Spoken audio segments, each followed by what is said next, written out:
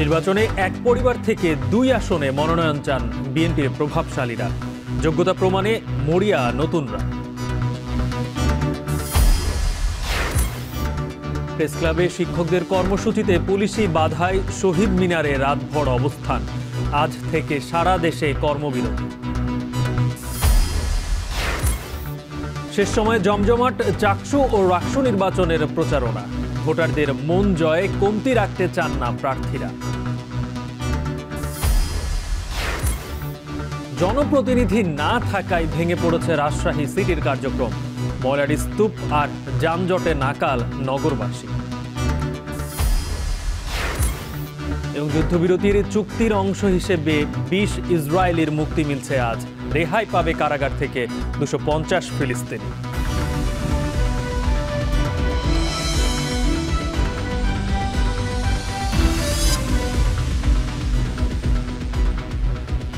স্বাগত। এখন বাণিজ্যে শুনছিলেন শিরোনাম। পুরো আয়োজন জুড়ে সঙ্গে আছি গালিব ইবনে রিয়াজ। আসন্ন নির্বাচনে এক পরিবার থেকে দুই আসনে বিএনপির মনোনয়ন চান অন্তত ডজন খানেক পরিবার, যেখানে দলের স্থায়ী কমিটির সদস্যদের বেশিরভাগই চান জোড়া প্রতিনিধিত্ব। নতুন প্রজন্মের প্রার্থীরা বলছেন পরিবারের প্রভাব মুক্ত থেকে যোগ্যতা প্রমাণ দিতে চান তারা। আর বিএনপির নীতি নির্ধারকরা বলছেন মনোনয়ন দেওয়ার ক্ষেত্রে পরিবার নয়, বিবেচিত হবে নিজস্ব জনপ্রিয়তা, গ্রহণযোগ্যতা ও দলের প্রতি ত্যাগ। আরও জানাচ্ছেন সিফাত শাহরিয়ার। যেখানে পরিবার মানে নেতৃত্বের বৈধতা আর রক্তের সম্পর্ক মানেই অধিকার, যেখানে সাধারণের চোখে সব ক্ষেত্রে চাচা মামার প্রভাব একই সাথে অবধারিত বিষয় এবং সামাজিক সমস্যাও বটে।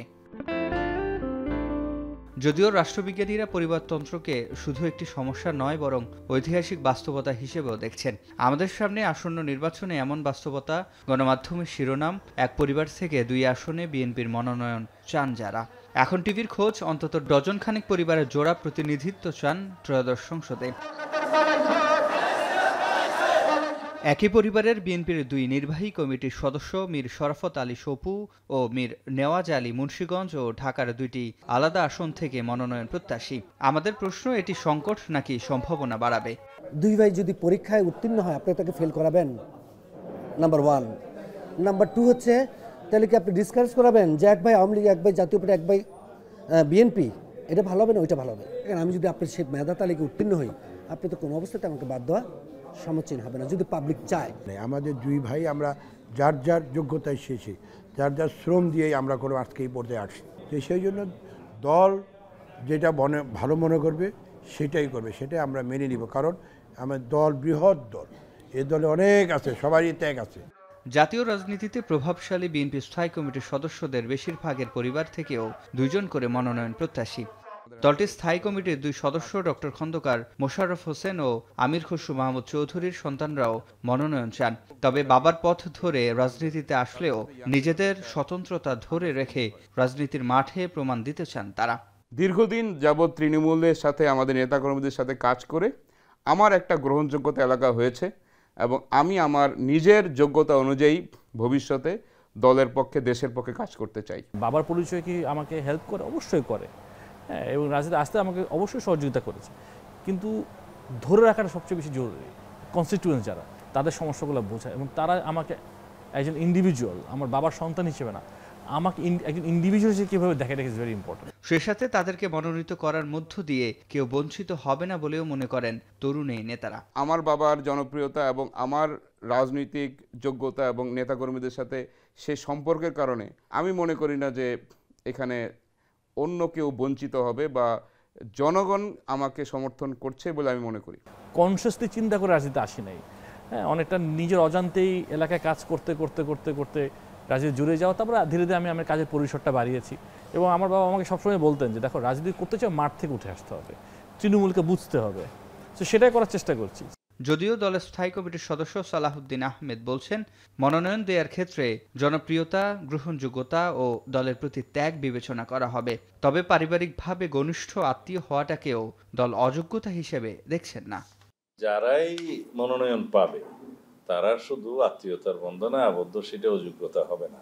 তাদের রাজনৈতিক যোগ্যতা বিবেচনা করা হবে, জনপ্রিয়তা বিবেচনা করা হবে, মানুষের কাছে তার গ্রহণযোগ্যতা বিবেচনা করা হবে, তার মেধা, প্রজ্ঞা, তার অবদান, এগুলো সব কিছু বিবেচনা করা হবে। শুধুমাত্র পারিবারিকভাবে ঘনিষ্ঠ আত্মীয় সেই কারণে তার রাজনৈতিক অযোগ্যতা হতে পারে না সেটা। এছাড়াও বিএনপি মহাসচিব মির্জা ফখরুল ইসলাম আলমগীরের ছোট ভাই মির্জা ফয়সাল আমিন, স্থায়ী কমিটির সদস্য গয়েশ্বরচন্দ্র রায়ের পুত্রবধূ এবং মির্জা আব্বাস, সালাহুদ্দিন আহমেদ ও ইকবাল হোসেন মাহমুদ টুকুর সহধর্মিণীরাও মনোনয়ন প্রত্যাশী। সিফাত শাহরিয়ার, এখন, ঢাকা। জাতীয় প্রেসক্লাবে এমপিওভুক্ত শিক্ষক কর্মচারীদের অবস্থান কর্মসূচিতে সাউন্ড গ্রেনেড ও টিয়ার শেল ছুড়েছে পুলিশ। এ সময় ছত্রভঙ্গ হয়ে যায় সমাবেশ। পরে কেন্দ্রীয় শহীদ মিনারে অবস্থান নেন শিক্ষকরা। প্রতিবাদে আন্দোলনরতরা আজ থেকে সারা দেশে কর্মবিরতির ঘোষণা দিয়েছেন। এ সময় এনসিপির বেশ কয়েকজন শীর্ষ নেতারা শহীদ মিনারে গিয়ে সংহতি জানিয়ে বলেন, নির্দিষ্ট সময় পর পর আমলাদের বেতন বাড়লেও শিক্ষকদের বেতন বাড়াতে যত গড়িমসি সরকারের। আরও জানাচ্ছেন রাব্বি হোসেন। রোববার চাকরি জাতীয়করণ, বাড়ি ভাড়া, চিকিৎসা ও উৎসব ভাতার দাবিতে জাতীয় প্রেসক্লাবের সামনে অবস্থান কর্মসূচিতে অংশ নেন সারা দেশ থেকে আসা এমপিওভুক্ত শিক্ষক কর্মচারীরা। কর্মসূচির এক পর্যায়ে তাদের টিয়ার গ্যাস, সাউন্ড গ্রেনেড ও জলকামান ব্যবহার করে প্রেসক্লাব থেকে ছত্রভঙ্গ করে দেয় পুলিশ। এ সময় আহত হন একাধিক শিক্ষক কর্মচারী। কর্মসূচি থেকে আটক করা হয় বেশ কয়েকজনকে। পরে পুলিশ জানায়, সড়কের যান চলাচল স্বাভাবিক রাখতেই তারা ছত্রভঙ্গ করেছে। আটককৃতদের জিজ্ঞাসাবাদ করে ছেড়ে দেওয়া হবে। আপনারা তো বললেন যে সবাই মিলে আমরা চলে যাবো, তাহলে অর্ধেক থাকলো কারা? বোঝানোর চেষ্টা করছি, মাইকিং করছি, আমরা 10 মিনিট সময় দিয়েছি যে আপনারা শহীদ মিনারে সবাই একসাথে চলে যান। এখানে যেহেতু অনেক বড় একটা রাস্তা, দুই পারি আপনার পুরো একবার বন্ধ হয়ে গেছিল। এরপর প্রেসক্লাব ছেড়ে দুপুরে কেন্দ্রীয় শহীদ মিনারের পাদদেশে অবস্থান নেন সারা দেশ থেকে আসা এমপিওভুক্ত শিক্ষক কর্মচারীরা। বর্তমান যে দ্রব্যমূল্যের ঊর্ধ্বগতি, সেখানে 500 টাকা দিয়ে বস্তিতেও কি পাওয়া যাবে না, বাসা পাওয়া যাবে না। 500 টাকার একটা পরিপত্র জারি করছে, যেটা আমাদের জন্য খুবই অপমানজনক। শিক্ষকরা এটা ঘৃণা ভরে প্রত্যাখ্যান করে এবং শিক্ষক সমাজ ফুঁসে ওঠে। এদিন বিকেলে এমপিওভুক্ত শিক্ষক কর্মচারীদের 3 দফা দাবির প্রতি সংহতি জানাতে শহীদ মিনারে আসেন হাসনাত আবদুল্লাহ, সামান্তা শারমিন সহ জাতীয় নাগরিক পার্টির কেন্দ্রীয় নেতারা। এ সময় এনসিপি নেতারা অভিযোগ করেন, অন্তর্বর্তী সরকারের উপদেষ্টারা এখন নিজের আখের গোছাতে ব্যস্ত। জনগণের বিরুদ্ধে দাঁড়িয়েছেন তারা। খবর পেলাম তারা নাকি 300 কোটি টাকা কোন মন্ত্রণালয়ে গাড়ি কিনছেন, কিন্তু শিক্ষকদের জন্য বেতন ভাতার জন্য বাড়াতে গেলেই তাদের কাছ থেকে শুনতে হয় সরকারের কাছে টাকা নাই। প্রত্যেক উপদেষ্টা নিজের আখের গুছানোর কাজ করে রেখেছেন। পুরো দেশটাকে নির্বাচনের দিকে ঠেলে নেওয়া হলো, কিন্তু আমার প্রিয় শিক্ষকদের, আমাদের ছাত্রদের, শিক্ষার্থীদের আশা আকাঙ্ক্ষা পূরণ করার কোনো উদ্যোগ নেওয়া হলো না। এ সময় প্রেসক্লাবে শিক্ষকদের ওপর পুলিশের হামলায় নিন্দা জানিয়ে হাসনাত আবদুল্লাহ বলেন, আমলাদের বেতন ভাতা বারবার বাড়ে। উপদেষ্টারা বিদেশে চিকিৎসা নেন, অথচ শিক্ষকদের বেতন ভাতা নিয়ে গড়িমসি করছে সরকার। এই রাস্তার মধ্যে শিক্ষকদেরকে যেভাবে পিটানো হয়েছে, এটা কোনো সভ্য রাষ্ট্রীয় চরিত্র হতে পারে না। এটা কোনো সভ্য রাষ্ট্রীয় চরিত্র হতে পারে না। আপনি চিকিৎসা ব্যবস্থার উন্নতি করবেন না, নিজে যাবেন বিদেশে চিকিৎসা নিতে, নিজে যাবেন আমেরিকাতে রুটিন বডি চেক আপ করাইতে, নিজে যাবেন সিঙ্গাপুরে বডি চেক আপ করাইতে, আর আমাকে দিবেন 500 টাকা। এই রাষ্ট্রীয় মুনাফিকে আমরা মাইনে নিব না। পরে শিক্ষক নেতারা বলেন, তাদের দাবি মেনে নিয়ে প্রজ্ঞাপন জারির আগ পর্যন্ত তাদের লাগাতার কর্মসূচি চলবে। সোমবার থেকে সারা দেশের সব এমপিওভুক্ত শিক্ষা প্রতিষ্ঠানে কর্মবিরতি চলবে। সবার মোহনা হবে শহীদ মিনার ইনশাআল্লাহ। এদিকে সন্ধ্যায় শিক্ষকদের দাবির সাথে একাত্মতা জানিয়েছেন মেঘমোল্লার বসু। রাব্বি হোসেন, এখন, ঢাকা। এমপিওভুক্ত শিক্ষকদের কর্মসূচিতে পুলিশের বাধার প্রতিবাদে আজ থেকে সারা দেশে শুরু হয়েছে কর্মবিরতি। কাজে যোগ দেন শিক্ষকরা। এ নিয়ে বিস্তারিত জানাতে নাটোরের মহারাজা জেএন উচ্চ বিদ্যালয় থেকে যুক্ত হচ্ছেন সহকর্মী মাহবুব হোসেন। মাহবুব, কর্মবিরতিতে শিক্ষকরা কি কি কর্মসূচি পালন করছেন এবং স্কুলে কি শিক্ষার্থীরা উপস্থিত হয়েছেন? শিক্ষা কার্যক্রম কি পুরোপুরি বন্ধ?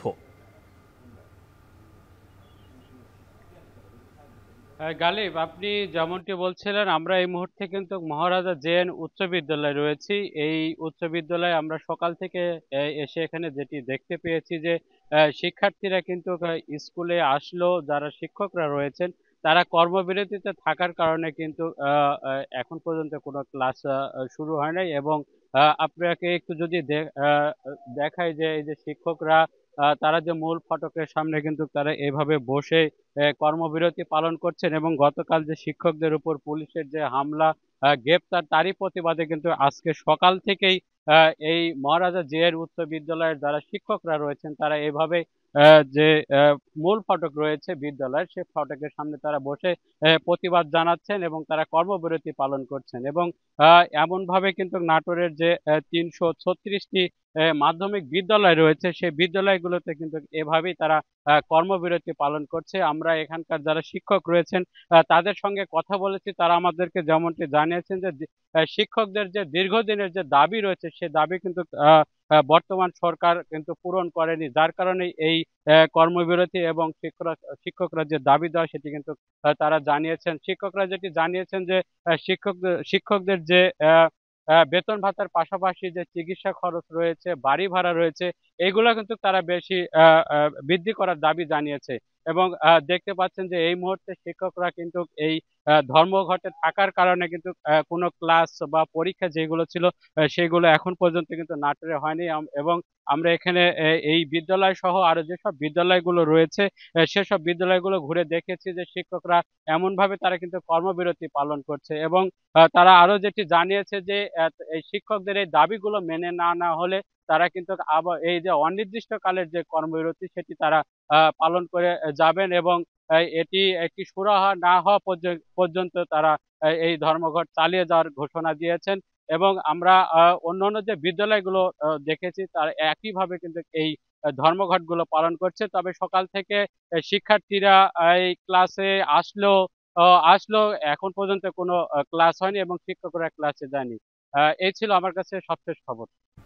নাটোর থেকে যুক্ত ছিলেন সহকর্মী মাহবুব হোসেন, জানাচ্ছিলেন শিক্ষকদের কর্মবিরতির কথা। মধ্যরাতে ঢাকা বিশ্ববিদ্যালয় ও ঢাকা কলেজের শিক্ষার্থীদের মধ্যে ধাওয়া পাল্টা ধাওয়া ও সংঘর্ষের ঘটনায় সাংবাদিক সহ বেশ কয়েকজন আহত হয়েছেন। গতরাত 1টার দিকে এই উত্তেজনা শুরু হয়। এ সময় উভয় পক্ষের ইট পাটকেল নিক্ষেপে রণক্ষেত্রে পরিণত হয় পুরো এলাকা। ঘটনাস্থলে গিয়ে পরিস্থিতি শান্ত করার চেষ্টা করেন ঢাকা বিশ্ববিদ্যালয় কেন্দ্রীয় ছাত্র সংসদের সহসভাপতি সাদিক কায়েম সহ ছাত্রনেতারা। ঘটনাস্থলে বিপুল সংখ্যক পুলিশ মোতায়েন করা হয়েছে। জানা গেছে ঢাকা বিশ্ববিদ্যালয়ের অধীনে শাহনেওয়াজ হোস্টেলের সামনে ফুটপাতের দোকান বসানো নিয়ে ঢাবি ও ঢাকা কলেজ শিক্ষার্থীদের মধ্যে ঢিল ছোড়াছুড়ি শুরু হয়। এ সময় একাধিক ককটেল বিস্ফোরণের শব্দ শোনা যায়।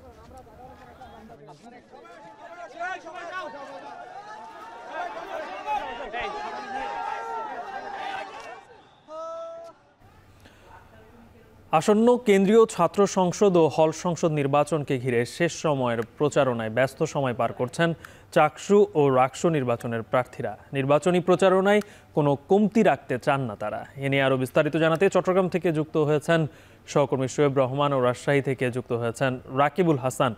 শুরুতেই চাকসুর খবর জানতে চাই, আছেন শোয়েব রহমান। শোয়েব, জানাবেন যে শেষ সময় প্রচারণা কেমন দেখছেন, সেখানে আইনশৃঙ্খলা পরিস্থিতি কেমন রয়েছে এবং একই সাথে এক পক্ষ অন্য পক্ষের বিরুদ্ধে কি কি অভিযোগ দিচ্ছেন?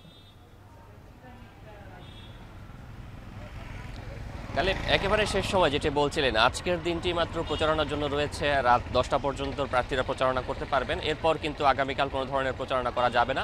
আর তারপর দিনই নির্বাচন এবং বহুল কাঙ্ক্ষিত সেই নির্বাচন, যেটি প্রায় 36 বছর পর অনুষ্ঠিত হতে যাচ্ছে, যে কারণে শিক্ষার্থীদের মাঝে ব্যাপক উৎসাহ উদ্দীপনা দেখা যাচ্ছে। এবং সকাল থেকে আমরা দেখেছি প্রার্থীরা একেবারে শেষ মুহূর্তের প্রচারণায় ব্যস্ত সময় পার করছেন। বিশ্ববিদ্যালয়ের যে প্রবেশপথটি রয়েছে, 0 পয়েন্টের যে মূল ফটকটি রয়েছে, সেই মূল ফটক দিয়ে শিক্ষার্থীরা দুই পাশে দাঁড়িয়ে তারা কিন্তু লিফলেট বিতরণ করছেন ভোটারদের। বিশেষ করে এই পথটি দিয়েই কিন্তু শিক্ষার্থীরা প্রবেশ করেন ক্যাম্পাসে। বিশেষ করে শাটল ট্রেন পাশেই শাটল ট্রেনের স্টেশন, এবং সেই স্টেশন থেকে নেমে কিন্তু এই পথটি দিয়ে ভোটারদের প্রবেশ করতে হয়। এবং সেই ভোটারদের কাছে নিজেদের লিফলেট, নিজেদের প্রার্থীদের পরিচিতি এবং সেই সাথে যারা ভোটার রয়েছেন তাদেরকে বিভিন্ন ধরনের ইশতেহার গুলো তুলে ধরার জন্যই কিন্তু মূলত এখানে তারা অবস্থান নিয়েছেন। এবং এর বাইরেও কিন্তু বিশ্ববিদ্যালয়ের যে অনুষদগুলো রয়েছে, যেই ঝুপড়িগুলো রয়েছে, পাশাপাশি বিশ্ববিদ্যালয়ের প্রতিটি স্থানে কিন্তু শিক্ষার্থীরা ব্যস্ত সময় পার করছেন, ভোটাররা ব্যস্ত সময় পার করছেন নিজেদের লিফলেটটি শেষ মুহূর্তে একেবারে ভোটারদের কাছে পৌঁছে দেওয়ার জন্য। কারণ আর একটা দিন বাদে নির্বাচন, এবং সেই নির্বাচনে কিন্তু এরই মাঝে বেশ কিছু অভিযোগও জমা পড়েছে নির্বাচন কমিশনে, বিশেষ করে আচরণবিধি লঙ্ঘনের কয়েকটি অভিযোগ জমা পড়েছে। তবে বড় ধরনের অভিযোগ কিন্তু এখন পর্যন্ত কোনো প্রার্থীদের পক্ষ থেকে আমরা দেখিনি। অনেকটা সৌহার্দ্যপূর্ণ পরিবেশে নির্বাচনের প্রচার প্রচারণা শেষ হতে চলেছে এবং প্রার্থীরাও কিন্তু নির্বাচনের পরিবেশ নিয়ে তারা সন্তোষ প্রকাশ করেছেন। এবং গতকাল নির্বাচন কমিশনের পক্ষ থেকে নির্বাচন নিয়ে তাদের সার্বিক পরিকল্পনা তুলে ধরা হয়। সেখানে যেই নিরাপত্তা ব্যবস্থার কথা জানতে চাইছিলেন, সেই নিরাপত্তার জন্য বিশ্ববিদ্যালয়ের যেই নিজস্ব নিরাপত্তারক্ষী, এর বাইরে পুলিশ, বিজিবি, এপিবিএন এবং সেই সাথে বিএনসিসির সদস্যরাও কিন্তু শৃঙ্খলা রক্ষার দায়িত্বে কাজ করবেন। এবং তাদের পাশাপাশি যদি প্রয়োজন মনে করে বা সে ধরনের পরিস্থিতি উদ্ভূত হয়, সেই ক্ষেত্রে সেনাবাহিনীকে ডাকারও কিন্তু প্রস্তুতি রাখা হয়েছে। বলা হচ্ছে যে সেনাবাহিনীকে ডাকার 3 মিনিটের মধ্যে তারা ক্যাম্পাসে প্রবেশ করতে পারবে, এমন অবস্থানে তারা থাকবেন। এবং বিশ্ববিদ্যালয়ে যারা নির্বাচনে লড়ছেন তাদের যে দাবিগুলো রয়েছিল তার মধ্যে অন্যতম হচ্ছে যে শহর থেকে যাতে ভোটাররা স্বাচ্ছন্দ্যে ক্যাম্পাসে আসতে পারে সেজন্য অতিরিক্ত শাটল এবং বাসের ব্যবস্থা করা, সেটিও কিন্তু করা হয়েছে। তো সবকিছু মিলিয়ে শেষ মুহূর্তে একেবারে জমে উঠেছে নির্বাচনী প্রচার প্রচারণা। আজকের দিনটি রয়েছে এবং শেষ মুহূর্তে ভোটারদের কাছে সর্বোচ্চ ভোটারের কাছে পৌঁছে যাওয়ার জন্য প্রার্থীরা চেষ্টা করছেন। গালিব, এবার একটু রাকসুর খবর জানতে চাই, সেখানে আছেন আমাদের সহকর্মী রাকিবুল হাসান। রাকিব, আমরা চট্টগ্রামের খবর জানছিলাম, প্রচার প্রচারণা চলছে, একেবারে আজকে শেষ দিন। রাজশাহীর কি অবস্থা, সেখানে কেমন প্রচার প্রচারণা চলছে? গালিব, আপনাকে ধন্যবাদ। আসলে চাকসুর মতো রাজশাহী বিশ্ববিদ্যালয়েও যে রাকসু নির্বাচনের প্রচারণা, সেটি কিন্তু আরও একটি দিন সময় আছে। এই শেষ মুহূর্তে কিন্তু আমরা দেখছি যে প্রার্থীরা আসলে ক্যাম্পাসের এই প্রান্ত থেকে ও প্রান্ত ছুটে বেড়াচ্ছেন এবং যেখানেই শিক্ষার্থীদের জটলা আছে সেখানেই তারা যাচ্ছেন। আমরা এখন যে রাস্তাটিতে আছি সেটি রাজশাহী বিশ্ববিদ্যালয়ের যে মিলনায়তন, কাজী নজরুল ইসলাম মিলনায়তন, সেটির পথ এবং একাডেমিক ভবনগুলোর রাস্তা। মূলত এই রাস্তা দিয়েই সকলে যাচ্ছেন শিক্ষার্থীরা, এবং শিক্ষার্থীরাই তো মূলত ভোটার। 28,000-এরও বেশি যে ভোটার, তাদের কাছে প্রত্যেকের কাছে নিজেদের ব্যালট নাম্বারটি পরিচয় করিয়ে দিতে এইখানে আমরা লক্ষ্য করছি যে অধিকাংশ প্রার্থীরা তারা কিন্তু জড়ো হয়েছেন। এর আগে আমরা দেখছিলাম যে প্যানেলকে কেন্দ্র করে আসলে ভিপি, জিএস বা এজিএস পদপ্রার্থী এবং সংস্কৃতি বিষয়ক সম্পাদক যারা ছিলেন তাদের প্রচারণাটা সবচেয়ে বেশি লক্ষ্য করা গেছে। আজকে কিন্তু প্যানেলের প্রত্যেকটি সদস্য কিন্তু এখানে আছেন এবং প্রত্যেকে কিন্তু প্রচারণা চালাচ্ছেন। এক একজন এক এক জায়গায় হাতে যতগুলো লিফলেট নিয়ে এসেছেন বা এখানে পাশে যতগুলো লিফলেট রেখেছেন, আমরা দেখছি প্রত্যেকটি আসলে সকলকে দেওয়ার চেষ্টা করছেন এবং এর মধ্য দিয়ে বলার চেষ্টা করছেন তাদের ব্যালট নম্বরটি কত, কোন পদে দাঁড়িয়েছেন এবং আগামীতে তারা আসলে কি করতে চান। একই সাথে আসলে প্রার্থী যারা আছেন, এখানে কয়েকজন ভিপি প্রার্থীর সাথে আমাদের কথা হয়েছে, ছাত্রদল, ছাত্র শিবির এবং অন্যান্য স্বতন্ত্র যারা দাঁড়িয়েছেন, তারা বলছেন বিগত সময়ে আসলে রাজশাহী বিশ্ববিদ্যালয়ের কী ধরনের সমস্যার সম্মুখীন হচ্ছে শিক্ষার্থীরা, সেই বিষয়গুলো তারা জানেন এবং শিক্ষার্থীদের সাথে এর মধ্যে অনেকবার কথা হচ্ছে, বিভিন্নভাবে তারা গণসংযোগ করেছেন, সেখান থেকে মতামত উঠে এসেছে, সেই বিষয়গুলোকে তারা গুরুত্ব দেবেন। এবং একই সাথে আমরা যে বিষয় এটি দেখছি, তারা বলছেন যে শেষ মুহূর্তে আসলে একেবারে সকাল ভোর থেকে শুরু করে প্রচারণা, যেহেতু রাত্রি 10টা এবং তারপরেও প্রচারণার সুযোগ আছে, সুতরাং ক্যাম্পাসের বাইরেও তারা কিন্তু প্রচারণা চালাচ্ছেন এবং বলছেন যেই বিষয়গুলো এই শিক্ষার্থীরা গুরুত্ব দিবেন সেটিকে তারা আগামী রাকসুতে নির্বাচিত হয়ে আসলে সেটির বাস্তবায়ন করতে চান। সুতরাং সেই জায়গা থেকে আজকে প্রার্থীরা কোথাও কোনো চায়ের আড্ডায় বসছেন না, প্রত্যেকটি জায়গায় ছুটে বেড়াচ্ছেন যেন আসলে সবাইকে তাদের যে ব্যালট নম্বরটি সেইটিতে পরিচয় করিয়ে দিতে পারেন। তো গালিব, এই ছিল রাজশাহী বিশ্ববিদ্যালয় প্রচারণার সর্বশেষ আমার কাছে। শেষ সময় নির্বাচনের প্রচার প্রচারণা চলছে রাকসু এবং চাকসুতে, সেই খবরই জানাচ্ছিলেন আমাদের দুই সহকর্মী। পরিচ্ছন্ন নগরী হিসেবে শুধু দেশেই নয়, একসময় আন্তর্জাতিকভাবেও স্বীকৃতি অর্জন করেছিল রাজশাহী মহানগরী। তবে জনপ্রতিনিধি না থাকায় ভেঙে পড়েছে রাজশাহী সিটি কর্পোরেশনের কার্যক্রম। যেখানে সেখানে জমে থাকা ময়লা আবর্জনার দুর্গন্ধে অতিষ্ঠ মহল্লাবাসী, তার উপর যানজটে প্রতিনিয়তই নাকাল হতে হচ্ছে তাদের। পরিচ্ছন্ন নগরীর এমন বিবর্ণ চেহারায় ক্ষুব্ধ নাগরিক সংগঠনগুলো। রায়হানুল ইসলামের তোলা ছবিতে মারুফ হাসানের প্রতিবেদন। সবুজের সতেজতা, পরিচ্ছন্ন দৃষ্টিনন্দন সড়কার, পদ্মা পাড়ের নগরী হিসেবে খ্যাত রাজশাহী। তুলনামূলক কম ধুলাবালি থাকায় নির্মল বাতাসের শহরও বলা হতো রাজশাহীকে। তবে সে অবস্থায় পড়েছে ভাটা। সড়কে পড়ে থাকছে বর্জ্য, সড়ক ও ড্রেন মেরামত না হতেই উধাও হয়েছে স্ল্যাব।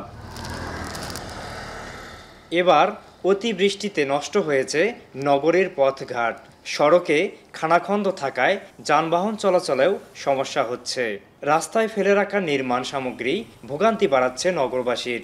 নাগরিক সেবার মান নিয়ে প্রশ্ন তুলছেন নগরবাসী। রাস্তায় উঠতে লাগলে গাড়ি ঘোড়া পড়ে যায়, ধরেন ভেঙে চলে যায়, গাড়ির সমস্যা হয়, এটা ধরেন কেউ দায়িত্ব লয় না। যত তাড়াতাড়ি সম্ভব এই রাস্তাটা সংস্কার করে এই এলাকার মানুষদের সুবিধা করার জন্য। এমনকি স্বাস্থ্যসেবা, ট্রেড লাইসেন্স, জন্ম ও মৃত্যু নিবন্ধন প্রতিটি ক্ষেত্রে সেবা পেতে ভোগান্তির শিকার হচ্ছেন নগরবাসী। এখানকার যে নাগরিক সুবিধাগুলো রয়েছে এগুলো কোনোটাই সঠিকভাবে নাগরিকরা পাচ্ছেন না।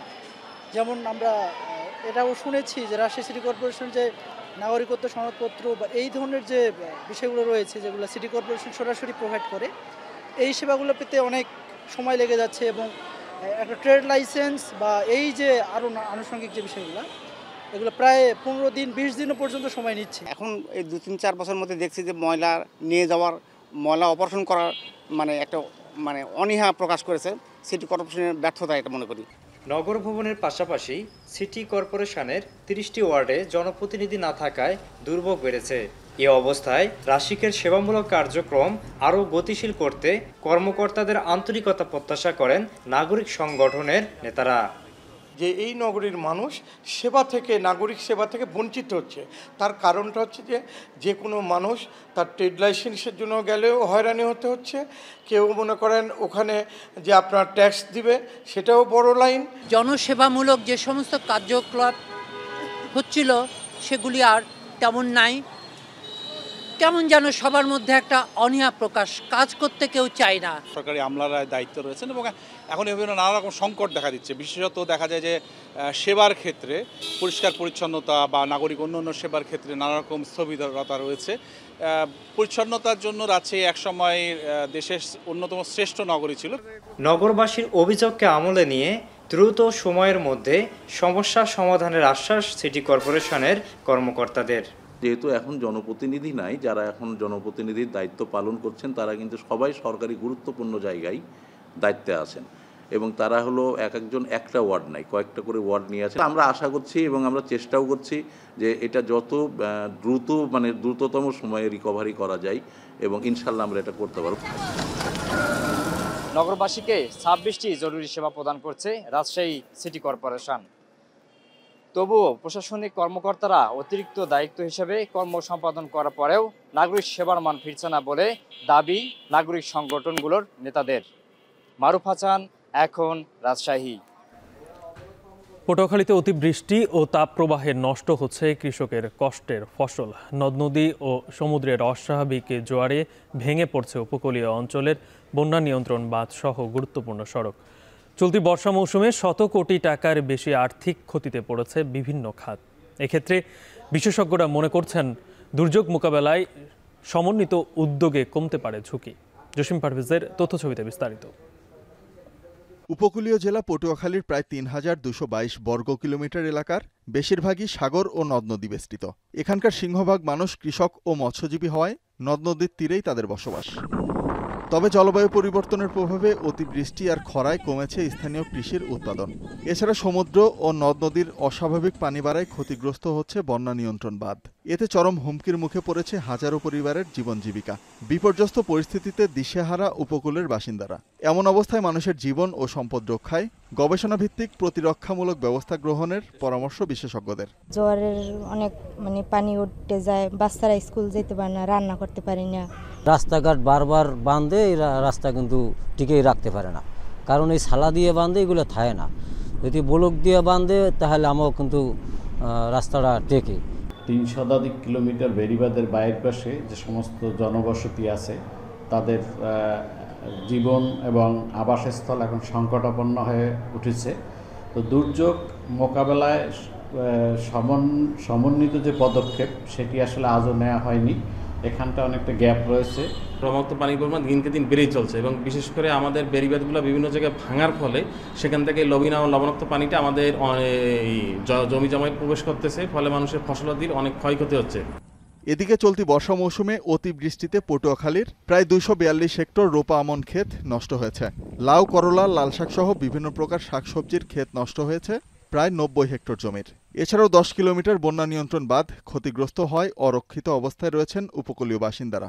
জলবায়ু পরিবর্তনে আজকে অতিরিক্ত বৃষ্টি, আবার যদি দেখা গেছে বৃষ্টি না হয় তাহলে অতিরিক্ত খরা, সেই সময় আমাদের এখানে লবণ জাগে আমাদের ফসল নষ্ট হয়ে যায়। জলবায়ু পরিবর্তনের বিরূপ প্রভাব থেকে বের হয়ে আসার জন্য, এর সাথে খাপ খেয়ে উপযোগী ফসল ফলানোর জন্য সবসময় একাগ্র করে ফসল উৎপাদনে নিজেদেরকে সম্পৃক্ত।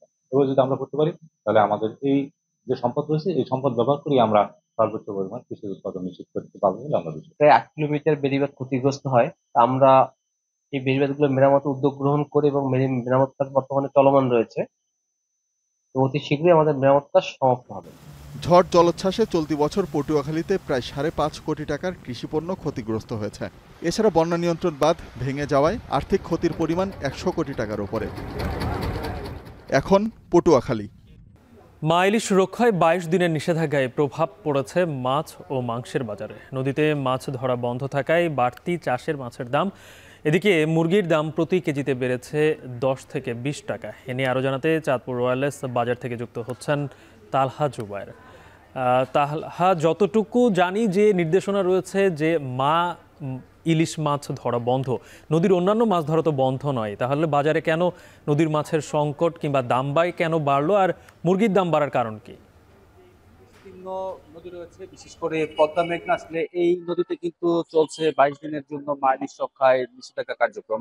এর ফলশ্রুতিতে নদীতে ইলিশ সহ কোনো ধরনেরই কিন্তু মাছ ধরা যাবে না, যার কারণে কিন্তু চাঁদপুরের যে সমস্ত বাজার রয়েছে সেখানে কিন্তু যারা ক্রেতা এবং বিক্রেতা উভয়কেই কিন্তু আসলে নির্ভর করা লাগছে চাষকৃত মাছের উপরে। মানুষের চাহিদার একটি বড় অংশ কিন্তু এই নদী থেকে ধরা মাছ দিয়ে কিন্তু পূরণ করা হতো। যেহেতু এখন নদীর মাছ সরবরাহ বন্ধ রয়েছে, তার কারণে কিন্তু মাছের কিছুটা সংকট রয়েছে এবং এই কারণে কিন্তু মাছের দাম অনেকটাই বাড়তি বলে জানিয়েছেন বিক্রেতারা। আসলে চাষকৃত মাছের মধ্যে এখন রুই, মৃগেল, কাতল এই জাতীয় যে মাছ রয়েছে তা কিন্তু 300 থেকে 450 টাকার মধ্যে কিন্তু বিক্রি করা হচ্ছে। তাছাড়া চাষকৃত পাঙাশ কিন্তু বিক্রি করা হচ্ছে 170 থেকে 80 টাকার মধ্যে, এবং আমরা দেখতে পেয়েছিলাম আসলে বাজারে পাবদা মাছ বিক্রি করা হচ্ছে 380 থেকে 400 টাকার মধ্যে। তাছাড়া খাল বিলের পানি কিছুটা কমতে শুরু করায় কিন্তু আমরা দেশীয় প্রজাতির কই, শিং কিংবা ছোট জাতীয় আসলে মাছ দেখতে পাচ্ছি। তবে কই এবং শিংয়ের দামও কিন্তু বেশ চড়া বলে কিন্তু জানিয়েছেন ক্রেতা এবং বিক্রেতা উভয়। দেশীয় প্রজাতির যে শিং রয়েছে তা কিন্তু প্রকারভেদে 700 থেকে 900 টাকা দরে বিক্রি করা হচ্ছে, তবে চাষকৃত কই এবং শিং তা কিন্তু বিক্রি করা হচ্ছে 300 থেকে 400 টাকার মধ্যে। আসলে বাজারে কিন্তু গেল সপ্তাহের তুলনায় কিন্তু বিভিন্ন প্রজাতির এই সমস্ত যে মাছ রয়েছে তা কিন্তু আসলে 20 থেকে 30 টাকা বাড়তি দামে কিন্তু বিক্রি করা হচ্ছে। তবে আসলে স্বস্তির খবর নেই মাংসের বাজারেও, সেখানেও কিন্তু দাম বেড়েছে 10 থেকে 20 টাকা কেজি প্রতি। ব্রয়লার বিক্রি করা হচ্ছে 170 টাকা, যা কিন্তু গেল সপ্তাহেও কিন্তু বিক্রি করা হতো 160 টাকায়। তাছাড়া কক মুরগি 20 টাকা বেড়ে বিক্রি করা হচ্ছে 280 টাকা এবং 10 টাকা বেড়ে লেয়ার মুরগি বিক্রি করা হচ্ছে 330 টাকা দরে। যারা ক্রেতা সাধারণ রয়েছেন তারা বলছেন যে অসৎ উপায় যাতে কিংবা সিন্ডিকেটের মাধ্যমে যাতে মাছ মাংসের দাম বৃদ্ধি করতে না পারে, সেই জন্য প্রতিদিন যাতে বাজার মনিটরিং করা হয় সেই বিষয়টা নিশ্চিত করার দাবি জানিয়েছেন ক্রেতারা। আর বিক্রেতারা বলছেন আসলে সরবরাহ কিছুটা কম থাকায় দাম কিন্তু বাড়ছে। তো সবকিছু মিলিয়ে এই মাছ বাজার এবং মাংসের বাজার খবরের সবশেষ ছিল এই। চাঁদপুর থেকে যুক্ত ছিলেন সহকর্মী তালহা জুবায়ের। মৎস্য ও প্রাণী সম্পদ মন্ত্রণালয়ের উদ্যোগে ইলিশ রক্ষায় এবার যুক্ত হলো বিমান বাহিনী। অবৈধ জাটকা শিকার বন্ধে জেলেদের গতিবিধি শনাক্তে আকাশপথে বিশেষ অভিযান চালিয়েছে তারা। এ সময় বেশ কয়েকটি ট্রলার ও জেলেদের গতিবিধি শনাক্ত করে টহল হেলিকপ্টার। রাজীব শেখের ক্যামেরায় আরও জানাচ্ছেন জাওয়াদ মাহমুদ। হেলিকপ্টারের ককপিট থেকে উচ্চ ক্ষমতা সম্পন্ন সার্চ লাইটের আলোর নিশানা পদ্মা মেঘনার মোহনায় জেলেদের ট্রলারের দিকে।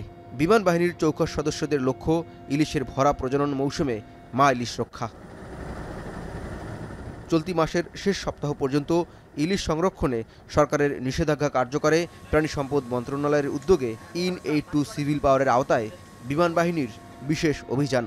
বাহিনীর সদস্যরা নাইট ভিশন গগলস ব্যবহার করে অবৈধ ইলিশ আহরণ ঠেকাতে মুন্সিগঞ্জ, মাদারীপুর, শরীয়তপুর, লৌহজং, শিবচর, জাজিরা, নড়িয়া, ভেদরগঞ্জ উপকূলে অভিযান চালায়।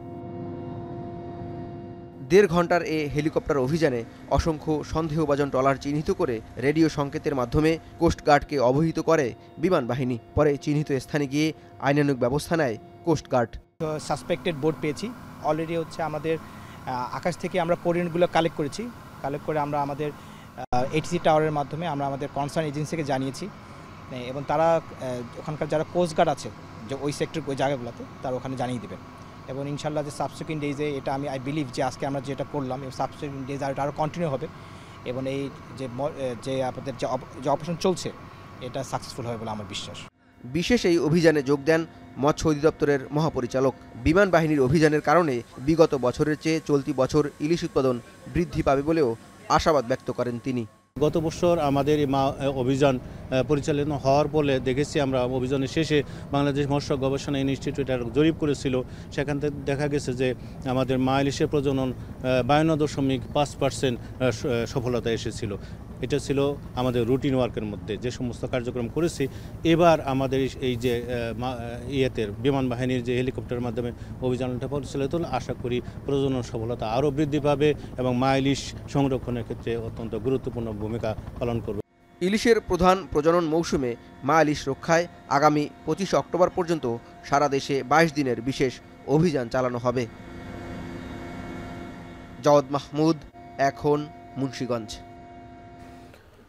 যশোরে আমনের ভরা মৌসুমে দেখা দিয়েছে সারের সংকট। ডিলাররাও সার সংকটের কথা বললেও কৃষি বিভাগের দাবি মজুদ রয়েছে পর্যাপ্ত সার। যদিও মাঠের তথ্য বলছে প্রয়োজন মতো মিলছে না বিসিআইসি উৎপাদিত টিএসপি সার। একই অবস্থা ডিএপি ও এমওপি সারেও। এনামুল হকের ক্যামেরায় আরও জানাচ্ছেন রিপন হোসেন। যশোর সদরের ফতেপুর গ্রামের কৃষক জাহাঙ্গীর আলম শিমুল ডিলারের কাছে সার না পেয়ে অতিরিক্ত দামে সার কিনছেন খুচরা দোকান থেকে। তারপরও প্রয়োজন মতো পাওয়া যাচ্ছে না টিএসপি সার, তাই আমন আবাদের ফলন নিয়ে শঙ্কায় তিনি। করে আমাদের ফসলের যেটা চাহিদা সেটা না দেওয়ার কারণে আমাদের ফসলের অনেক ক্ষতি হচ্ছে। শহীদুলের মতো একই অবস্থা দক্ষিণ পশ্চিমাঞ্চলের 6 জেলার সব কৃষকের। টিএসপি না পেয়ে ডিএমপি ব্যবহার করে উৎপাদন স্বাভাবিক রাখার চেষ্টা করছেন তারা। সার সংকটের জন্য সিন্ডিকেটকে দুষছেন অনেক কৃষকরা। এরা সার আইনে আমাদের দিচ্ছে না, গোপনভাবে গোডাউন করে সারকে পাবলিককে হয়রানি করাচ্ছে, যা সার নেই। আমার ধানের ফলন অত্যন্ত খারাপ হয়ে গেছে ভাই। যে জায়গায় আমার সর্বনিম্ন 30 মণ ধান হবে সে জায়গায় 20 মণও হবে না, এরকম পরিস্থিতি এখন। ডিলারের কাছে গেলি কয় যে ফসফেট নেই, টিএসপি নেই, এটা নাও ওইটা নাও, নিয়ে হয়তো দেওয়া আছে যে বুঝতে দিলাম, দেওয়ার পরে হয়তো গাছে পাতায় দান হলো কিন্তু ফলন নেই। আঞ্চলিক কৃষি অফিসের তথ্য মতে চলতি মাসে যশোর অঞ্চলে প্রায় 5000 টন টিএসপির বরাদ্দের বিপরীতে মজুদ আছে 1000 টন। ডিএমপি প্রায় 10,000 টনের বিপরীতে মজুদ আছে প্রায় 2000 টন। এমওপি প্রায় 8000 টনের বিপরীতে মজুদ আছে প্রায় 4000 টন। ইউরিয়া প্রায় 26,000 টনের বিপরীতে মজুদ আছে প্রায় 15,000 টন। তবে এই তথ্য শুধু কাগজ কলমে লিপিবদ্ধ রয়েছে, মাঠ পর্যায়ের চিত্র বলছে ভিন্ন বাস্তবতা। ডিলাররা বলছেন বরাদ্দকৃত সার স্থানীয় কৃষকদের চাহিদার তুলনায় খুবই কম। আর আঞ্চলিক কৃষি অফিসের দাবি সারের পর্যাপ্ত মজুদ আছে। কৃত্রিম সংকট তৈরি করা হলে আইনানুগ ব্যবস্থা নেওয়া হবে বলেও জানান তিনি। আমন মৌসুম শুরু থেকেই টিএসপি সারের চরম ঘাটতি। সরকারিভাবে আমরা যে বরাদ্দ পাচ্ছি সেটা চাহিদার তুলনায় অত্যন্ত নগণ্য। টিএসপির চাহিদা একটু বেশি ছিল, সে তার এগেনস্টে আমরা কম পাইছি, কম দেওয়া হয়েছে চাষিদেরকে। সারের যে বরাদ্দটা ছিল টিএসপির, সেই সারটার 50% 60% সার আমরা বিসিআইসি থেকে পেয়েছিলাম, বাট এই মুহূর্তে সব সারই পেয়ে গেছি। ডিলারের ঘরে তো সার আছে, কেউ যদি সংকটের কথা বলে থাকে এটা একটা প্যানিক সৃষ্টি করার মতো। এটা আমরা যদি এরকম কোনো অভিযোগ পাই আইনের আওতায় আনার চেষ্টা করি। সরকার নির্ধারিত দর অনুযায়ী ইউরিয়া ও টিএসপি সার কৃষক পর্যায়ে কেজি প্রতি 27 টাকা, এমওপি 20 টাকা ও ডিএমপি সার কেজি প্রতি 21 টাকা বিক্রি হওয়ার কথা। কিন্তু ডিলারদের কাছে এই দামে সার না পাওয়ায় খোলা বাজার থেকে বেশি দামে সার কিনতে হচ্ছে কৃষকদের। চলতি মৌসুমে যশোর অঞ্চলের ঝিনাইদহ, মাগুরা, যশোর, কুষ্টিয়া, চুয়াডাঙ্গা ও মেহেরপুরের 4,50,000 হেক্টর জমিতে আমনের আবাদ হয়েছে। এখন যশোর। এবার আন্তর্জাতিক প্রসঙ্গ। গাজায় যুদ্ধবিরতির চুক্তির অংশ হিসেবে আজ জিম্মি ও বন্দি বিনিময় করবে হামাস ও ইসরায়েল। স্থানীয় সময় দুপুর 12টার মধ্যে জীবিত 20 ইসরায়েলি জিম্মিকে মুক্তি দেবে হামাস। বিপরীতে 250 জন বন্দী সহ গাজা থেকে আটক প্রায় 1700 ফিলিস্তিনিকে রেহাই করবে ইসরায়েল। এরপর মিশরে শান্তি সম্মেলনে অংশ নেবেন মার্কিন প্রেসিডেন্ট ডোনাল্ড ট্রাম্প সহ অন্তত 27টি দেশের শীর্ষ পর্যায়ের নেতারা। আরও জানাচ্ছেন সতীর্থ কর্মকার। মার্কিন প্রেসিডেন্ট ডোনাল্ড ট্রাম্প প্রস্তাবিত যুদ্ধবিরতির চুক্তিতে রাজি হয়েছে হামাস ও ইসরায়েল। গাজার নির্দিষ্ট সীমা থেকে সৈন্য প্রত্যাহার করেছে আইডিএফ। উত্তর গাজায় নিজেদের ঠিকানায় ফিরে গেছেন ঘরছাড়া ফিলিস্তিনিরা। 2 বছর পর বোমা আর গুলির শব্দ ছাড়া 2 রাত কাটিয়েছেন গাজাবাসী। কিন্তু মানবিক সংকট কি আদৌ কেটেছে? ত্রাণ বোঝাই ট্রাকের সামনে ক্ষুধার্ত আর অসহায় ফিলিস্তিনিদের হাহাকার বলছে ভিন্ন কথা। যুদ্ধবিধ্বস্ত নগরীতে নেই আশ্রয় নেয়ার মতো অবকাঠামো, সংকট আছে পানি, খাবার ও ওষুধের। মানবিক সহায়তা সংস্থাগুলো তাই বারবার গাজায় ত্রাণ সরবরাহ বাড়ানোর আবেদন করে যাচ্ছে।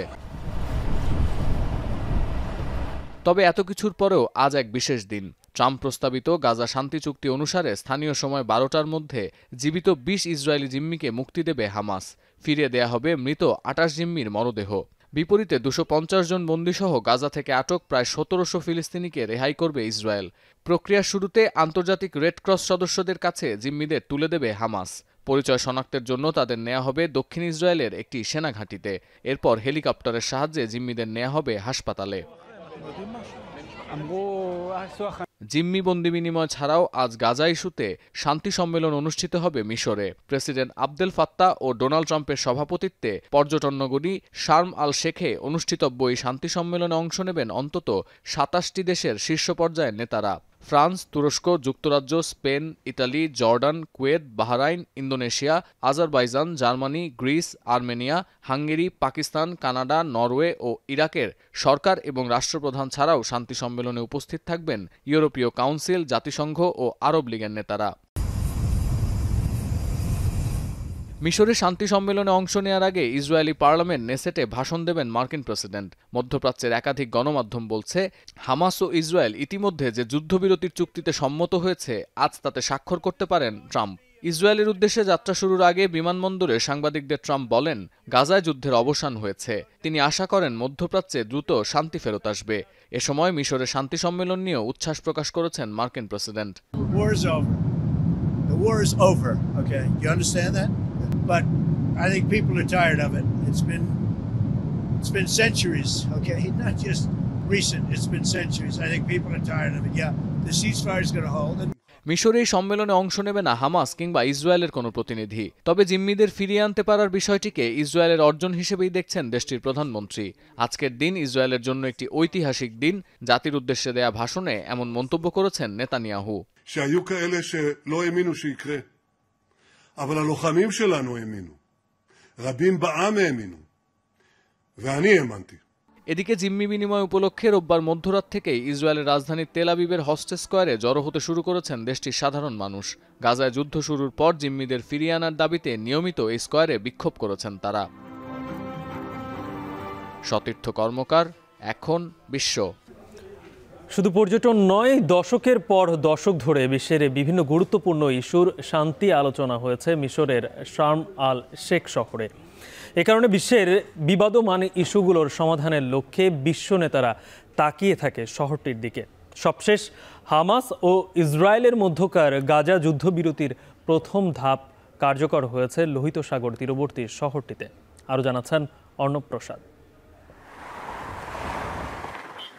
ইতিহাসের পাতায় লেখা থাকবে মিশরের সিনাই উপদ্বীপের দক্ষিণাঞ্চলীয় শহর শার্ম এল শেখের নাম।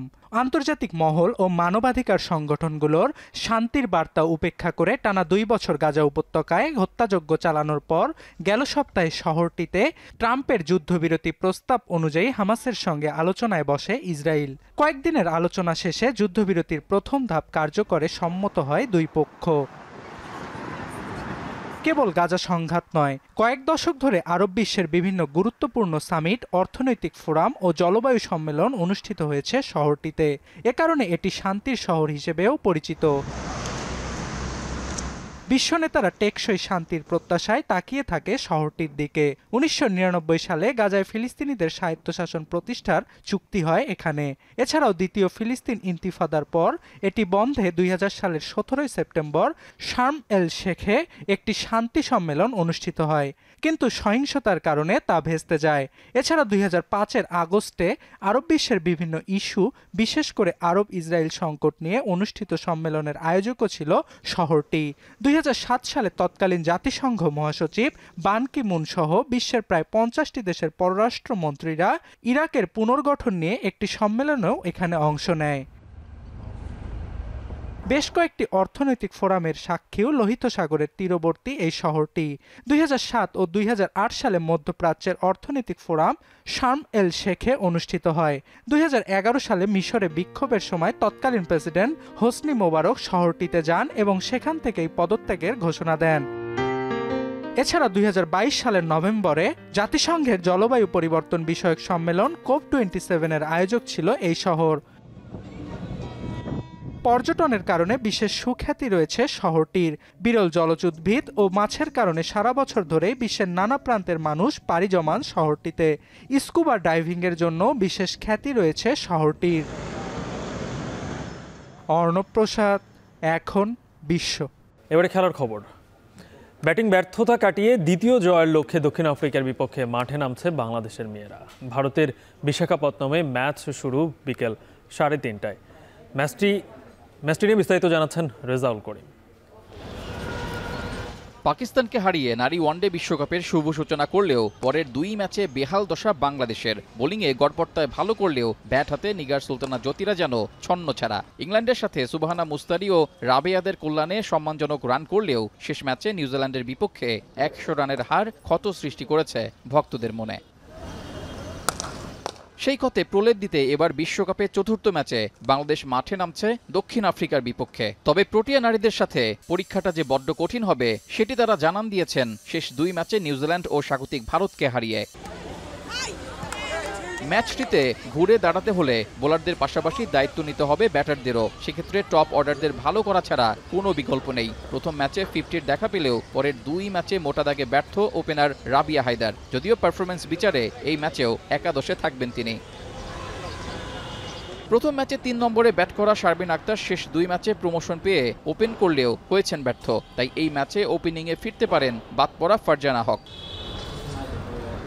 অধিনায়ক নিগার সুলতানার ব্যাটে রান নেই। ঘুরে দাঁড়াতে হলে পারফর্ম করে আগে থেকে নেতৃত্ব দিতে হবে তাকে। 2 ম্যাচে ভালো রান পাওয়া সুবহানা মুস্তারির কাজ হবে লম্বা সময় ব্যাটিং করে দলকে সহায়তা করা। বোলিংয়ের পাশাপাশি রান পাওয়ায় রাবেয়া খানেরও দায়িত্ব থাকবে শেষ দিকে দলকে টেনে তোলা। বোলিংয়ে বাংলাদেশের ভরসার নাম হতে পারেন মারুফা আক্তার। ইনসুইং কাজে লাগিয়ে প্রতিপক্ষ ব্যাটারদের ভোরকে দিয়ে অল্প রানে বেঁধে রাখতে ভালো ভূমিকা রাখতে পারেন এই পেসার। সাথে লেগ স্পিনার ফাহিমা খাতুন, স্বর্ণাদেরও নিতে হবে দায়িত্ব। বিশ্বকাপে বাংলাদেশের 2টো জয়ই পাকিস্তানের বিপক্ষে। ভারতের বিশাখাপত্তনমে দক্ষিণ আফ্রিকার মেয়েদের হারিয়ে সংখ্যাটা 3-এ নিতে পারবেন কিনা জ্যোতিরা, সেটি এখন দেখার অপেক্ষা। রেজাউল করিম, এখন। এখন বাণিজ্য শিরোনামগুলো আরও একবার। নির্বাচনে এক পরিবার থেকে 2 আসনে মনোনয়ন চান বিএনপির প্রভাবশালীরা। যোগ্যতা প্রমাণে মরিয়া নতুনরা। প্রেস ক্লাবের শিক্ষকদের কর্মসূচিতে পুলিশি বাধার প্রতিবাদে সারা দেশে চলছে কর্মবিরতি। শহীদ মিনারে রাতভর অবস্থান। শেষ সময়ে জমজমাট চাকসু ও রাকসু নির্বাচনের প্রচারণা। ভোটারদের মন জয় কমতি রাখতে চান না প্রার্থীরা। জনপ্রতিনিধি না থাকায় ভেঙে পড়েছে রাজশাহী সিটির কার্যক্রম। ময়লার স্তূপ আর যানজটে নাকাল নগরবাসী। এবং যুদ্ধবিরতির চুক্তির অংশ হিসেবে 20 ইসরায়েলির মুক্তি মিলছে আজ। রেহাই পাবে কারাগারে থাকা 250 ফিলিস্তিনি। এই ছিল এখন বাণিজ্য। এখন টেলিভিশন ওয়েবসাইটে দেখতে ভিজিট করুন এখন.টিভি। ফেসবুকে চোখ রাখুন facebook.com/tv.এখন। আর ইউটিউবে লাইভ দেখতে ভিজিট করুন youtube.com/c/এখন টিভি।